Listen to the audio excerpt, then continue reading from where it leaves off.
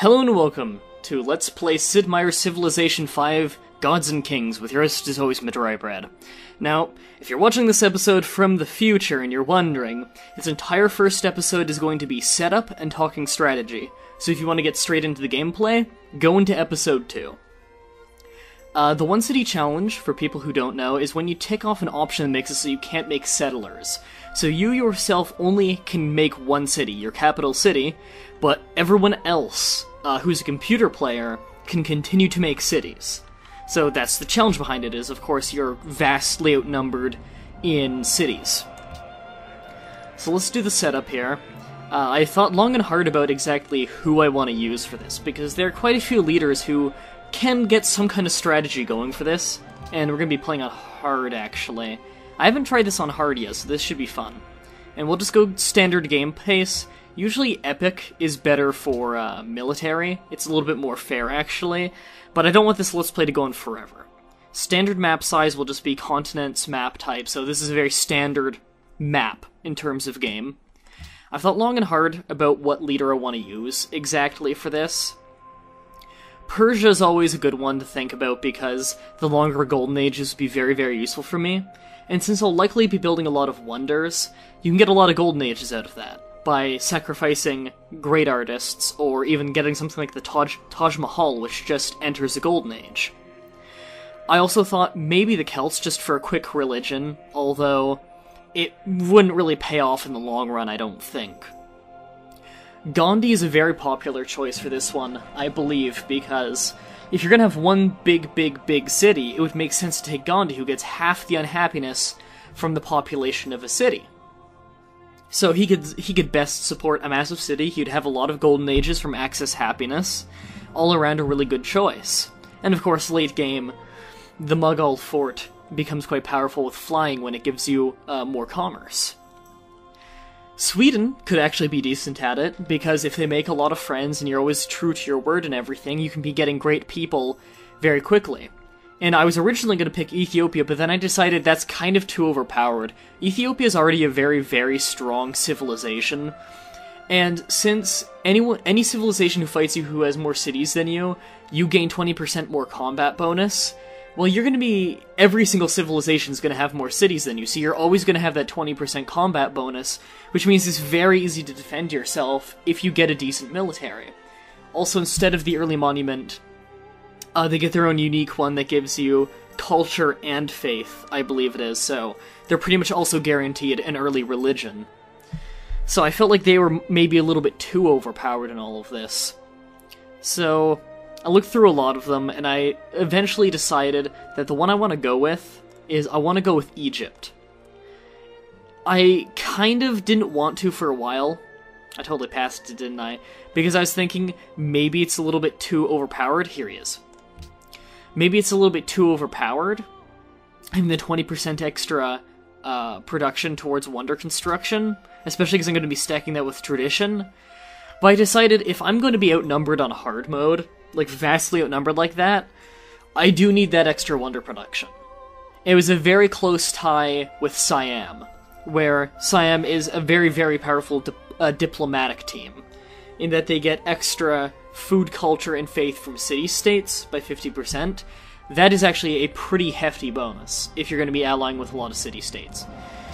But eventually I decided Egypt is the way to go for this. So, we'll go here on Advanced, so we can set things up.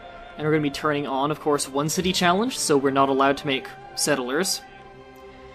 And we have quick combat movement turned on. That's what... it simulates what happens online, where it doesn't show the combat, just the numbers, and the movement's instant. It really speeds up the gameplay, and I prefer having that on. As for everything else, we'll just leave it standard. Have all the victory types on, of course, because we don't want to fuck over the opponents like that. And completely random opponents. Let's get this underway. We greet thee, O great Ramses, Pharaoh of Egypt, who causes the sun to rise and the Nile to flow, and who blesses his fortunate people with all the good things of life. O great Lord, from time immemorial your people lived on the banks of the Nile River, where they brought writing to the world, advanced mathematics, sculpture and architecture, Thousands of years ago, they created the great monuments which still stand tall and proud. O Ramses, for uncounted years your people have endured as other petty nations around them have risen and then fallen into dust. They look to you to lead them once more into greatness. Can you honor the gods and bring Egypt back to a rightful place at the very center of the world? Can you build a civilization that will stand the test of time? Now, I'm actually pretty happy about the starting location. Well, I'm a little mixed, actually, but I'm not happy about the tundra being so close, because tundra squares are worth almost nothing. But I am happy that I'm on a river. I'm also not very happy about all the plains. I was hoping more for grasslands. But, here's gonna be Thebes. This is gonna be our only city in this entire game, and we're just gonna do the first turn. So, we're gonna want to scout around. Oh, we are not in Great Land. At least we have some natural resources here. We're going to want to scout a lot, of course, because we want the gold bonuses of meeting city-states. We want to meet all the other people we're going to be talking to and have to worry about. We want to know how close and how militaristic the close spy leaders are, which is going to be a big deal in this. I'm happy we start on a river, because riverside tiles give you commerce, or gold, rather, in this game. And this also lets us get a water wheel, which is more production and more food, and that is major.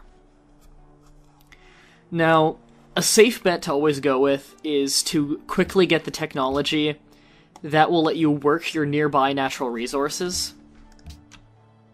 But you also want writing very early on. So from what I'm seeing so far, we need the calendar and we need a mining. So we can get mining first, queue up the calendar, then writing. And we will change that if the need arises. We haven't scouted over here yet, so we don't entirely know. And a monument first is nice. I actually prefer having a scout first. So we can, get the goody huts, or the goody ruins, rather.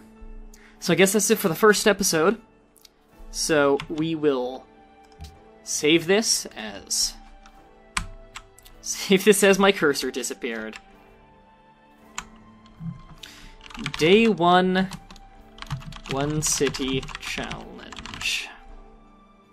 Alright. You can see my Spain stream I've been doing on Twitch TV. Yeah, I really cleaned up the save files recently. Alright, that's it for the first episode. If you're interested in seeing more of this, the playlist is in the description, where you can just marathon as much of it as you want, of course, and keep it organized. So, thank you for watching, and until next time, have a nice day.